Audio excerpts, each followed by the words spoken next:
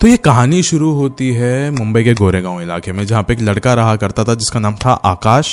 And वो पवई में जाया करता था फॉर स्कूलिंग। एंड ये मत सोचिए कि वो सब कुछ एकदम दूर है, गोरेगांव अलग पवई अलग, बीच में आर्य कॉलोनी आता है, वहाँ से पवई एकदम नज़दीक हो जाता है।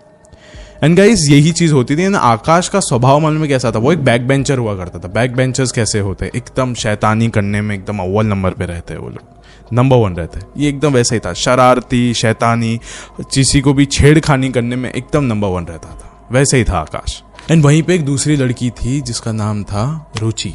रुचि फर्स्ट बेंचर हुआ करती थी। एंड आकाश को ना वो रुचि बहुत ज़्यादा पसंद थी, एकदम फर्स्ट लव कैसा होता है वैसा था उन दोनों का। लेकिन रुचि को इस बारे में बिल्कुल भी नहीं पता था। रुचि को आकाश बिल्कुल भी पसंद नहीं था। रुचि हर वक्त पढ़ाई करती रहती थी, पढ़ाई करने में लाइक वो क्लास की टॉपर थी। लेकिन फिर भी उसको पता था कि आकाश किस तरीके का लड़का है, वो हमेशा शरारतें करता रहता, पढ़ाई वगैरह पे ध्यान नहीं देता। तो इसी कुछ रीजंस की वजह से रुचि को आकाश बिल्कुल नहीं पसंद था। अभी एक बार की बात है जब आकाश को ऐसा लग रहा था अभी तो हद पार हो गई है, मुझे इसको कहना ही है। लाइक हम लोग कभी एक दूसरे से बात नहीं करते, कुछ भी नहीं करते, लेकिन मुझे उसको ये बात बतानी तो पड़ेगी ही। फिर उसके बाद आकाश ने उसके सारे दोस्तों को कहा कि एक काम करो, रुचि को पवई लेक के पास लेके आ जाओ। पवई लेक अच्छा खासा था, वहाँ पे सब कुछ बैठ सकते, ऐसा था गार्डन टाइप। तो अभी रुचि आकाश के दोस्तों के साथ वहाँ पे पहुंची। एंड आकाश ने सबके सामने उसको प्रपोज कर दिया। उसको कह दिया कि मैं तुझसे बहुत ज़्यादा प्यार करता हूँ और मैं तुझे खुश रखूँगा। माना हम लोग बच्चे हैं, लेकिन मैं तुझे खुश रखूँगा, मैं तुझे किसी भी चीज़ की चिंता में नहीं डालना चाहता हूँ, तुझे हमेशा कभी दुखी नहीं होने दूंगा। उसने ये सारी बातें कही। एंड रुचि की वहीं पे हंसी छूट गई। रुचि ने कहा कि तू अपने आप को देख और तू मुझे देख। लाइक मैं क्लास में टॉप आती हूँ, मैं अपने फ्यूचर के बारे में सोचती हूँ, लेकिन तू किसी चीज़ के बारे में नहीं सोचता है, तू शरारती करता रहता है। मेरा और तेरा ये मैच है ही नहीं, बिल्कुल भी मेरे से नहीं हो पाएगा। और हंस हंस के उसने कहा कि तू खुद भी खुश रहे अपनी ज़िंदगी में, मुझे भी खुश रहने दे, और अगली बार मुझसे मिलना नहीं, मुझसे बात नहीं करना। और ये सारी बातें कह के वो वहाँ से निकल गई। अब आकाश का जो ये दिल टूटा था, ये एक्चुअली उसके क्लासरूम में हर किसी को पता था। हर किसी को पता चल गया था कि किस तरीके से उसको मना किया, किस तरीके से रुचि ने उसको रिजेक्ट किया। तो रुचि का जो ऑरा था वो एकदम हाईएस्ट लेवल पे था उस वक्त। एंड आकाश का वहीं पे दिल टूटा हुआ था। जो क्लास का सबसे ज़्यादा शरारती लड़का हुआ करता था, अब वो सबसे ज़्यादा शांत लड़का हो गया था। क्लास में हर कोई उसका मजाक उड़ा रहा था, उसको देख देख के हंस रहा था। आकाश से ये वाली बात बिल्कुल सह नहीं जा रही थी, वो बस रोता रहता था क्लासरूम में बैठ के। सोची ना, एक बैक बेंचर की ये हालत हो गई थी सिर्फ किसी से मोहब्बत करने की वजह से। अब इसकी जो ये हालत हो रही थी, रुचि भी वो देख सकती थी। तो अभी उसका हंसना बंद हो गया था रुचि का। अब उसकी जो फिक्र थी वो अभी जाग रही थी उसके अंदर से। एक दिन बस वो अपने कमरे में बैठी हुई थी रुचि, एंड वो सोची थी कि ये क्या कर दिया मैंने। लाइक एक मर्द का जो एक इमोशनल साइड होता है, एक मर्द की जो इमोशनल साइड होती है वो बहुत ज़्यादा फ्रजाइल होती है। उसको मुझे एकदम गलत तरीके से मेरे को बिहेव नहीं करना चाहिए, तो उस पर हंसना नहीं चाहिए था। एक काम करती हूँ, कल जैसे ही जाऊंगी सबसे पहले मैं उससे जाके बात करूंगी और उससे समझने की कोशिश करूंगी। वो गई क्लासरूम में अगले दिन, एंड देखा तो आकाश नहीं आया। अगले दिन का वेट किया, उसके अगले दिन का वेट किया, 1 हफ्ता हो गया। 1 हफ्ते तक उसको आकाश कहीं पे भी नहीं दिखा। एंड गाइस बहुत लोगों का कहना था कि जो आकाश है उसने स्कूल ही छोड़ दिया है। तो रुचि पे भी कुछ दिनों बाद उसकी जो ये यादें थी या तो जो उसको गिल्ट था वो भी उसको इतना महसूस नहीं हो रहा था, तो वो भी भूल गई थी। एंड गाइस रुचि ना उसके स्कूल के ही हॉस्टल में रहा करती थी, उसके कुछ रूममेट्स के साथ। सबके अलग अलग कमरे हुआ करते थे, अलग अलग बेडरूम्स थे, मतलब सब ऐसा नहीं कि एक ही बेड पे सोए रहते थे। अभी एक रात की बात है, रुचि सोई हुई थी, रात के कुछ 2-2:30 बज रहे होंगे तभी। एंड उसको ना उसके बिस्तर के नीचे से एक आवाज़ आई कि तूने जो भी किया वो सही नहीं किया मेरे साथ रुचि। वो एकदम झटके से उठी है, उसको पता था कि ये आवाज़ आकाश की और किसी की नहीं। वो उसने आसपास देखा, कोई भी नहीं था। वो वापस से सो गई। उसको वापस से यही आवाज़ आई। इस बार आवाज़ ने कहा कि मैं यहीं हूँ, ढूंढ मुझे। फिर उसने ना अपने बिस्तर के नीचे देखा, कोई भी नहीं था। लेकिन वो एकदम ध्यान से देख सकती थी कि बेड के एकदम कोने में नीचे की तरफ से देख सकती थी कि किसी के पैर दिख रहे हैं जो कि खड़ा है। फिर उसने ऊपर होके देखा, कोई भी नहीं था।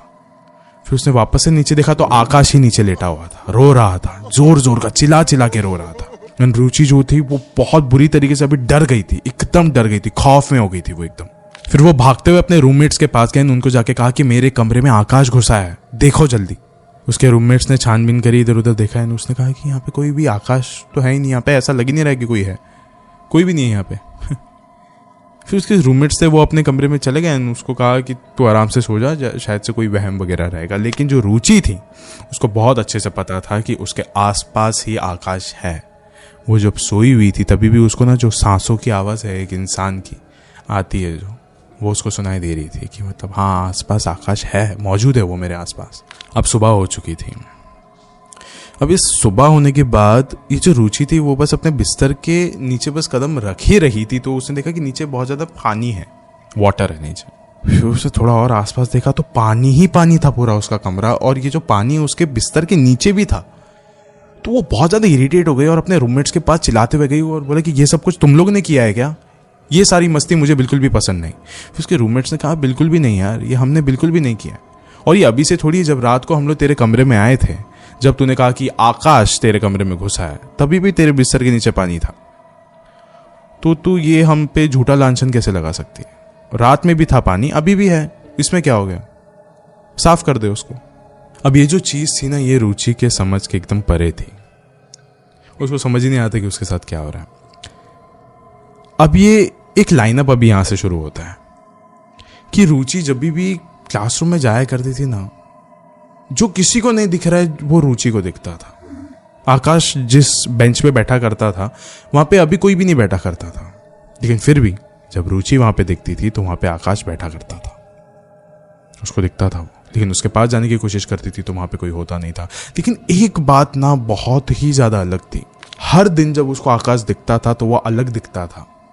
हर दिन जब उसको आकाश दिखता था तो वो गीला रहता था पूरा, ऊपर से लेकर नीचे तक एकदम भीगा हुआ रहता था पानी से।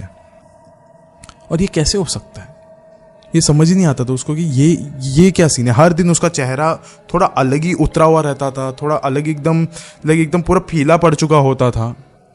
ये उसको समझ में नहीं आता था। अब उसको समझ में नहीं आया था कि अब मैं क्या करूं। तो वो उठी स्कूल से और वो बाहर निकली और सीधा आकाश के घर की तरफ दौड़ी। मैं आकाश के घर पे जाके ही देख के आती हूँ कि क्या कर रहा है ये इंसान, क्या है इसको, प्रॉब्लम क्या है मुझसे, हर जगह क्यों दिख रहा है ये मुझे, क्या ये है भी या नहीं है। उसके घर पे गई तो उसके घर पे ताला लगा हुआ था। आसपास पूछताछ किया, वहां पे भी कोई नहीं मिला। अब वो दिन भर सिर्फ आकाश के बारे में पता लगा रही थी, उसके अड़ोस पड़ोस वालों से, उसके दोस्तों से, लेकिन उसको कुछ भी नहीं मिल रहा था उसके बारे में। हर जगह से सिर्फ नेगेटिविटी दिख रही थी उसको कि नहीं, शायद से उसने ये जो शहर है वो छोड़ दिया है। एंड अभी ना वो एकदम हार के पवई लेक के पास आके बैठ गए। वो अपने आप से ये बात कहने लग गई कि ये क्या हो रहा है मेरे साथ। एक वक्त था जब मैं इसकी शक्ल नहीं देखना चाहती थी, मुझे इतना ज़्यादा नफरत था इस इंसान से, और मुझे अभी ये हर जगह पे दिख रहा है, हर जगह पे बस मुझे यही दिखता रहता है और मुझे पता भी नहीं कि ये वो है भी कि नहीं। मुझे कुछ भी समझ में नहीं आ रहा है। एंड गाइस, अभी कुछ शाम के 4-5 बज रहे थे, कोई भी नहीं था पवई लेक पे, एकदम सिर्फ अकेली बैठी हुई थी। बस ये कोशिश कर रही थी ये समझने की कि ये क्या, ये एक्साइटमेंट है, ये मेरी बस जिज्ञासा, क्यूरियोसिटी है, या फिर मुझे उससे मोहब्बत हो गई है, या फिर मैं प्यार करने लग गई हूँ उससे कि इसलिए वो मुझे हर जगह पे दिख रहा है। मैं उसके बारे में सोचना भी बंद नहीं कर पा रही। अब वो ना काफी दूर से देख सकती थी कि दूर से एक बोट है, वो अभी उसके करीब आ रही है, इस किनारे के पास आ रही पवई लेक के। एंड अभी ना कुछ शाम के 5 बज रहे थे एंड उस किनारे पे वो बोट अभी पहुंच चुकी थी। एंड उन्होंने ना एक लाश को निकाल के अभी बाहर रखा। वो लाश को जो एक सफेद कलर का कपड़ा था उस पर बांध के रखा था। एंड देन उसको निकालने के बाद उसका जो चेहरा ना वो थोड़ा सा खोला। एंड रुचि उसके पास गई देखने के लिए, क्योंकि अभी अच्छे खासे लोग आ गए थे वहां पे देखने के लिए सब कुछ। उस लाश को देखने के बाद रुचि को लगा कि ये अलग सी एकदम लाश, लाइक अगर कोई पहचानने की कोशिश करेगा फिर भी पहचान नहीं पाएगा। पूरे पानी में रह के पूरा शरीर फूल चुका है अभी इसका। अब ये सब कुछ देखने के बाद रुचि का दिमाग बहुत ही ज़्यादा हिल चुका था। उसने बोला कि ये सारी प्यार मोहब्बत वाली चीज़, ये सब कुछ, ये लाश वगैरह देख के मैं अपने लक्ष्य से दूर नहीं हो सकती। मेरे गोल्स अभी भी मेंटेन रहेंगे। मैं मेरे जो एम्बिशंस है उसको मैं टूटने नहीं दूंगी। और वो ये सब कुछ कहने के बाद, सोचने के बाद वहाँ से निकल गई। अभी अगले दिन की बात है, रुचि का एग्ज़ाम था, वो अपना पेपर दे रही थी। उसी वक्त उसकी एक टीचर है भागते हुए कमरे के अंदर आई, वो क्लासरूम के अंदर आई एंड उसने अनाउंस किया कि आकाश की लाश मिली है कल पवई लेक में। उसकी मौत हो गई 2 हफ्ते पहले। 2 हफ्ते से उसकी जो लाश थी वो पवई लेक के अंदर थी। एंड उसकी जो ये मौत है वो आत्महत्या करके हुई है। किसी को कुछ पता है इसके बारे में? रुचि ये सब कुछ सुनने के बाद सुन पड़ चुकी थी। उसको अभी धीरे धीरे करके सारी चीजें अभी समझ में आने लगा था कि आकाश उसको क्यों दिखता था।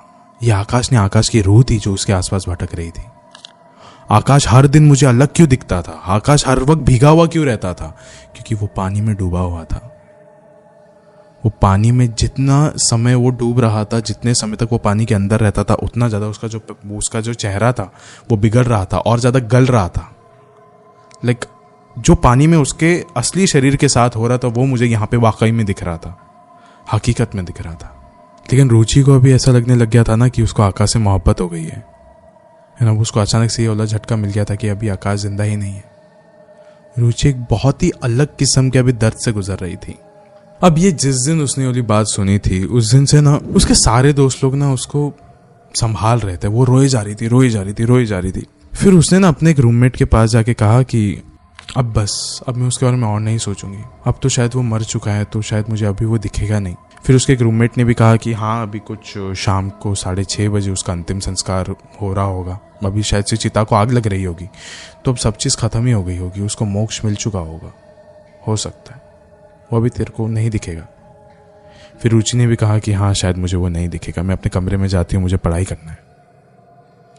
वो अपने कमरे के अंदर जैसे गई, उसने उसके नज़रों के सामने देखा कि आकाश खड़ा था और उसको पूरी आग लग रही थी, जल रहा था वो पूरी तरीके से।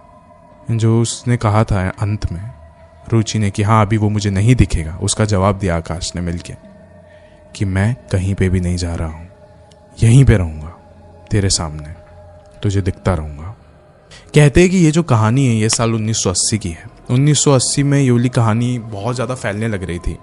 फिर उसके बाद अचानक से ये गायब हो गई कहानी। लेकिन हमें फिर रिसेंटली एक आदमी मिला जो कुछ 1960 से पवई इलाके में ही रह रहा है। फिर उसने हमें ये वाली कहानी बताई। उसने हमें ये वाली बात भी बताई कि रुचि उसके एग्ज़ाम में फ़ेल हो गई थी, पूरे एग्ज़ाम में वो फेल हो गई थी। सोचिए, एक टॉपर थी रुचि, फर्स्ट बेंचर, एंड वो अपने एग्ज़ाम में फेल हो गई, पूरे एग्ज़ाम में। उसको अपना पूरा साल रिपीट करना पड़ा था उस एक रीज़न की वजह से।